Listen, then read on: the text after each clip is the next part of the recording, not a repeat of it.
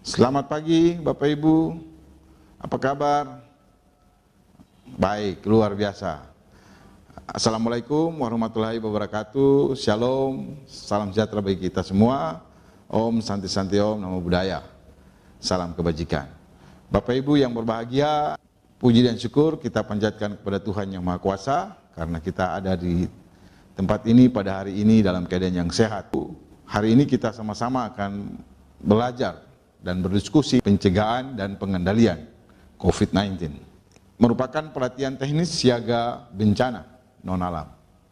Bapak Ibu, sebelum kita masuk lebih jauh dalam pembelajaran kita, untuk itu saya akan memperkenalkan nama saya Sony Liston Kaviar, ya, pangkat golongan pembina tingkat 1 4B. Jabatan saya Widya Iswara, ahli madya, dan instansi saya bekerja pada Badan Pengelola Sumber Daya Manusia Provinsi Papua. Saya menempuh pendidikan mulai dari D3 sampai dengan S3. Demikian perkenalan singkat saya pada Bapak Ibu. Saya akan masuk pada peserta. Silakan Bapak Ibu masing-masing memperkenalkan diri, sebut nama, umur, instansi, dan juga pendidikan terakhir. Silakan. Baik Ibu, silakan yang paling muda. Kita mulai dari peserta yang paling muda. Silakan. Ya, perawat luar biasa. Ibu perawat ya. Silakan Ibu. Oh, bidan. Terima kasih. Bapak Pak Mantri, sebelahnya. Oh iya, ini paling senior, Pak Dokter, terima kasih. Bapak Ibu sudah memperkenalkan diri, kita akan siap dan masuk dalam pembelajaran kita. Saya akan menjelaskan tentang pelatihan kita pada hari ini, pada Bapak Ibu semua, sehingga kita mempunyai satu persepsi pemikiran yang sama. Dan Bapak Ibu sudah akan mempunyai gambaran apa yang akan Bapak Ibu terima dan akan Bapak Ibu sampaikan ataupun bertanya pada saya.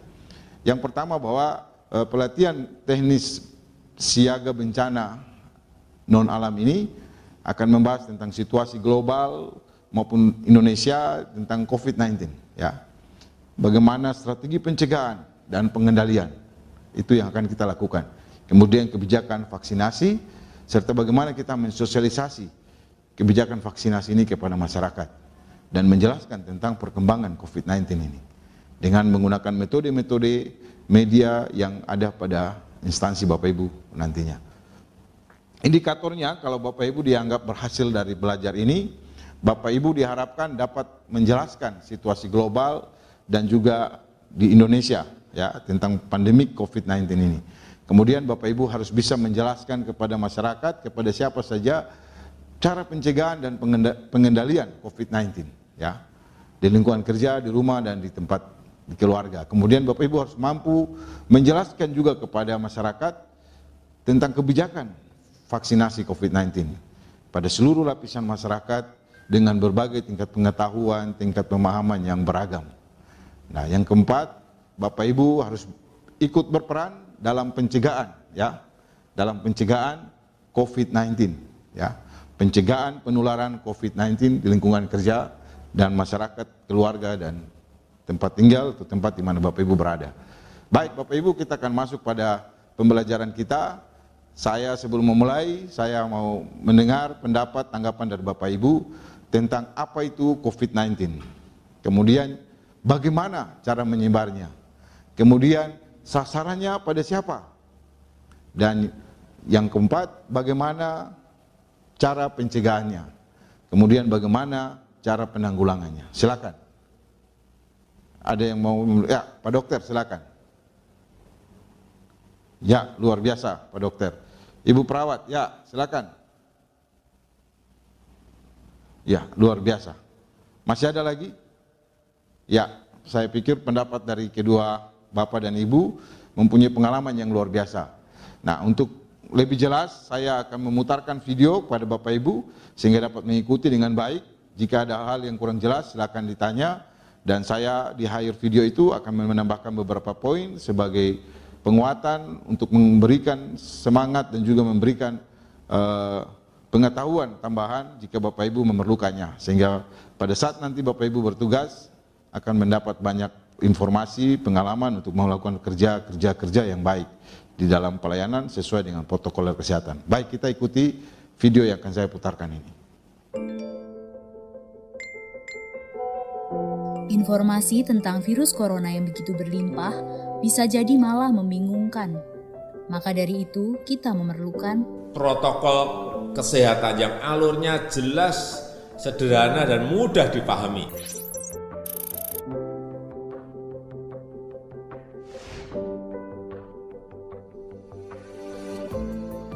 Siapa yang berpotensi terpapar virus corona? Orang yang memiliki riwayat perjalanan 14 hari yang lalu ke negara dengan transmisi lokal COVID-19 atau merasa pernah kontak dengan pasien terkonfirmasi positif COVID-19. Apa yang perlu dilakukan jika memenuhi dua kondisi tersebut? Bila Anda merasa sehat, maka dianjurkan untuk melakukan karantina diri di rumah selama 14 hari sambil memonitor kondisi tubuh. Bila Anda merasa tidak sehat atau timbul gejala, segera lapor ke petugas kesehatan atau hubungi Hotline Center Corona untuk mendapatkan rujukan pemeriksaan ke fasilitas layanan kesehatan. Gejala apa yang perlu diperhatikan? Demam melebihi 38 derajat Celcius, batuk atau pilek, sakit tenggorokan, sesak atau gangguan pernafasan. Apakah perlu langsung datang ke layanan kesehatan? Apabila gejalanya ringan, utamakan menghubungi Hotline Center Corona atau rumah sakit rujukan terdekat untuk mendapatkan informasi mengenai langkah selanjutnya. Sambil mencari informasi, ini yang perlu dilakukan. Tetap hindari keluar dari rumah, istirahat yang cukup, banyak minum air putih dan makan makanan bergizi, mempraktekkan kebiasaan bersih seperti cuci tangan, dan membersihkan area-area yang tersentuh permukaan tangan. Gunakan masker agar percikan dari batuk atau bersin tidak mengenai orang lain, bahkan di dalam rumah sekalipun. Kapan harus mencari bantuan medis tambahan? Bila gejala yang dirasakan cukup parah, misalnya sesak nafas berat, atau apabila Anda dalam klasifikasi kelompok rentan karena berusia lebih dari 60 tahun, memiliki penyakit kronis seperti diabetes, hipertensi, gangguan imun, ada riwayat sakit pernafasan, dan lainnya. Apa yang perlu dilakukan bila gejala berlanjut dan harus ke fasilitas kesehatan? Gunakan masker saat keluar rumah. Praktekkan etika batuk dan bersin yang benar dengan menutup dengan siku atau tisu. Hindari menggunakan transportasi publik. Bagaimana tahapan screening pasien di fasilitas pelayanan kesehatan? Sebelum memberikan perawatan, tenaga kesehatan di fasilitas layanan kesehatan akan melakukan screening. Jika tidak memenuhi kriteria pasien dalam pengawasan atau PDP COVID-19, maka akan dirawat inap atau rawat jalan, tergantung diagnosa dan keputusan dokter. Jika memenuhi kriteria pasien dalam pengawasan COVID-19, maka akan dirujuk ke salah satu rumah sakit rujukan, didampingi oleh tenaga kesehatan yang menggunakan alat pelindung diri atau APD. Di rumah sakit rujukan, spesimen pasien diambil untuk pemeriksaan lab dan pasien akan ditempatkan di ruang isolasi. Spesimen dikirim ke Badan Penelitian dan Pengembangan Kesehatan atau Balitbangkes di Jakarta. Hasil pemeriksaan pertama akan keluar dalam 24 jam. Jika hasilnya negatif, pasien akan dirawat sesuai dengan penyebab penyakit. Jika positif, maka pasien akan dinyatakan sebagai penderita COVID-19, diambil sampel setiap hari, dan baru akan keluar dari ruang isolasi jika pemeriksaan sampel 2 kali berturut-turut hasilnya negatif. Itulah informasi dan protokol kesehatan untuk masalah COVID-19 yang perlu diikuti oleh masyarakat. Sakit akibat virus corona dapat disembuhkan. Namun begitu, lebih baik mencegah dan tidak menularkan kepada mereka yang lebih rentan. Baik Bapak Ibu, kita sudah menyaksikan video bersama dan melihat bagaimana proses pandemik ini berawal dan gejalanya kita sudah mengikutinya dengan baik, dan saya pikir Bapak Ibu sudah mempunyai pengalaman, dan dengan adanya video yang tadi melengkapilah pengetahuan kita. Yang saya mau menjelaskan kepada Bapak Ibu, virus corona ini pertama kali ditemukan di mana? Atau dilaporkan di negara mana? Ada yang tahu? Silakan. Oh ya, Pak Dokter. Luar biasa. Benar, di Wuhan, Tiongkok. Ya, pemerintah Wuhan, Tiongkok mengumumkan pertama kali 31 Desember 2019.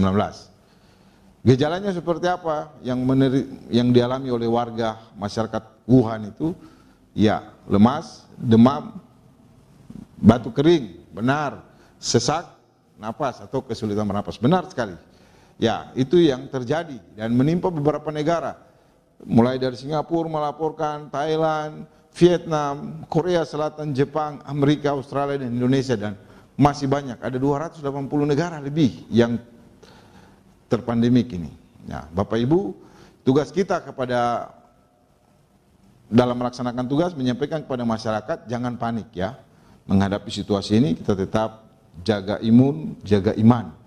Ya, makan, tidur yang istirahat yang baik, berdoa. Kemudian waspada, jaga diri, kita jangan sampai kita jadi penular atau orang lain menularkan kepada kita. Pakai masker ya, hidup bersih dan sehat. Pakai masker, cuci tangan ya, di air yang mengalir selama 20 detik, pakai sabun ya. Kemudian jaga jarak minimal 1 meter dan hindari kerumunan ya, atau tempat keramaian. Dan yang paling penting hindari bepergian ke daerah yang telah terjangkit COVID-19. Kalau kita sudah tahu misalnya di daerah A, kita dari daerah C atau B tidak boleh ke sana. Bisa berbahaya buat kita. Itu yang Bapak Ibu perhatikan. Bapak Ibu, COVID-19 ini mulai merebak dan menjadi pandemik dunia dan dinyatakan oleh WHO sebagai pandemik itu pada tanggal 11 Maret 2020. Kemudian pemerintah Indonesia menetapkan sebagai bencana nasional non alam itu pada tanggal 14 Maret 2020. Benar. Kenapa bencana nasional non alam? Ya, berupa wabah penyakit karena peningkatannya yang signifikan ya, dan hampir semua lapisan masyarakat terpapar COVID-19. Oleh sebab itu pemerintah wajib melakukan penanggulangan ya bersama-sama dengan masyarakat. Kita sebagai aparat pemerintah yang bekerja di institusi kesehatan maupun institusi terkait lainnya harus berperan besar untuk penanggulangan COVID-19. Untuk oleh sebab itu kita ada di sini untuk bagaimana mengetahui prosedur pelayanan pada fasilitas pelayanan kesehatan dan juga tata laksana dalam mencegah penularan COVID-19 lebih luas. Ya, Bapak Ibu, kita sudah mengikuti tadi video dan banyak sekali korban jiwa yang meninggal, datanya 34.691 orang. Nah, ini tidak sedikit. Mungkin di keluarga kita, orang-orang yang kita kasih juga menjadi korban. Nah, tanggung jawab kita hari ini ke depan harus bisa mencegah supaya hal itu tidak terjadi pada orang-orang yang kita sayang dan kita kasihi ya dalam kehidupan kita. Bapak Ibu, kita akan masuk dalam pembelajaran tentang vaksin. Pertanyaan saya, apakah vaksin COVID-19 itu adalah obat? Bagaimana cara kerja vaksin? Silakan. Dan yang ketiga, apakah ada efek samping dari pemberian vaksin? Ada yang bisa menjawab? Oh, silakan Pak Dokter. Ya, luar biasa. Ibu Bidan, ya, silakan Ibu Bidan. Iya, terima kasih. Ibu Suster atau Pak Mantri? Oh ya, silakan Pak Mantri. Ya, benar. Vaksin bukan obat, benar. Vaksin hanya mendorong pembentukan kekebalan spesifik ya pada penyakit COVID-19 agar kita terhindar dan tidak tertular, benar. Ya, dan kita harus tetap menerapkan 3M. Ya, disiplin 3M tadi. Pakai masker, memakai masker, mencuci tangan, menjaga jarak, ya, menghindari kerumunan. Nah, bagaimana cara vaksin bekerja? Ya, secara umum vaksin bekerja merangsang kekebalan tubuh agar seseorang bisa terhindar dari penularan dan atau sakit berat akibat penyakit dari virus tersebut. Kemudian, apakah ada efek samping? Ya, efek sampingnya pasti ada secara umum ya. Ya, mungkin dia juga bisa seperti demam, nyeri otot, ruam-ruam pada bekas suntikan. Namun kita harus tetap monitor pasca kita melakukan vaksin. Ya, itu yang harus Bapak Ibu ingat selalu. Ya, yang paling penting sekali lagi manfaat vaksin jauh lebih besar dibanding risiko kita tidak vaksin. Ya. Risiko sakit karena terinfeksi bila tidak vaksin. Ya, itu sangat berbahaya bagi kehidupan kita.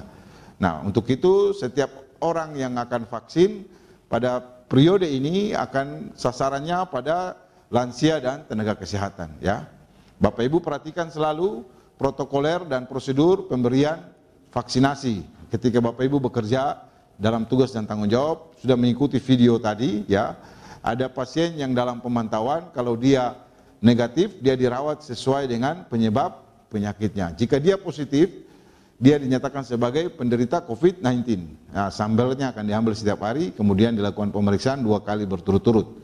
Ya, benar. Hasilnya negatif, maka dia akan dikeluarkan dari ruang isolasi dan diobati sesuai dengan penyakit yang dialami. Tapi kalau dia positif, maka dia akan diisolasi. Bapak Ibu, kenapa vaksin pada saat ini ditujukan kepada lansia dan tenaga kesehatan? Pertama, karena cinta kita kepada orang tua kita. Mereka telah berjasa buat negeri ini, buat pembangunan, buat kita dan anak-anak kita. Mereka telah meletakkan sebuah fondasi yang kuat bagi bangsa dan negara ini, dan juga bagi daerah kita. Sehingga vaksin ini ditujukan kepada mereka supaya mereka tetap sehat dan dapat melanjutkan kehidupan mereka dan menceritakan semua pengalaman bagi mereka, bagi kita. Itulah COVID-19 ini mempunyai, vaksin ini kita berikan kepada mereka.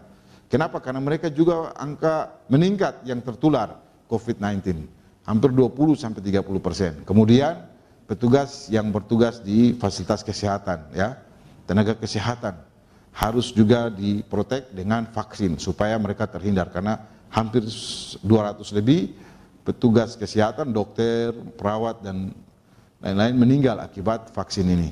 Itulah sebabnya pemerintah telah mendatangkan 10 juta vaksin dan telah terdistribusi, telah terbagi habis ke seluruh daerah.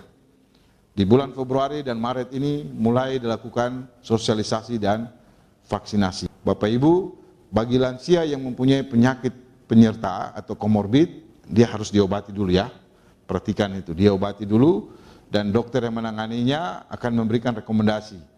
Jika penyakitnya misalnya gula terkontrol, maka dia bisa divaksin. Baik Bapak Ibu, kita akan masuk pada kesimpulan. Silakan siapa yang memberikan kesimpulan dari pembelajaran kita. Ya, Pak Mantri. Ya, terima kasih. Bu Suster, ya, luar biasa, benar sekali. Pak Dokter, benar sekali. Ya, COVID-19 akan kita tanggulangi bersama ketika kita sama-sama disiplin melakukan 3M, ya. Kemudian divaksinasi, melakukan penyuluhan, penjelasan yang baik, edukasi kepada masyarakat, sehingga ketika Bapak Ibu kembali ke dalam tempat kerja, Bapak Ibu harus mampu melakukan itu. Saya percaya Bapak Ibu semua adalah orang-orang yang terpilih yang datang di tempat ini untuk mengikuti pelatihan ini. Terima kasih buat semua yang telah disampaikan, apa yang sudah kita pelajari. Mohon maaf. Assalamualaikum warahmatullahi wabarakatuh. Selamat siang, Tuhan berkati kita semua. Sekian presentasi saya.